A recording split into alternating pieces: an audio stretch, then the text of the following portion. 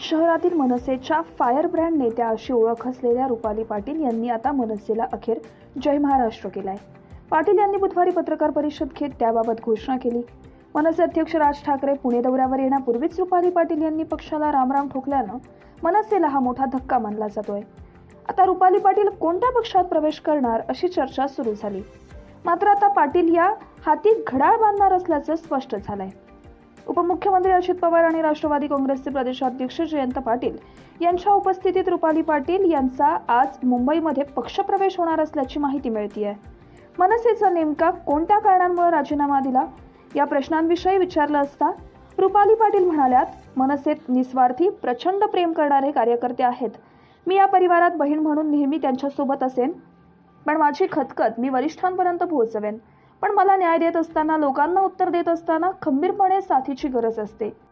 तीच मिळत नसेल तर काम करणं अवघड होतं। याविषयीच्या भावना राज ठाकरे यांच्याकडे व्यक्त केल्यात। आता मला माझ्या गोष्टी परत सगळ्यांसमोर बोलून दाखवायच्या नाहीत। सन्माननीय राज ठाकरे माझे दैवत आहेत आणि राहतील, असं पाटील म्हणाल्यात।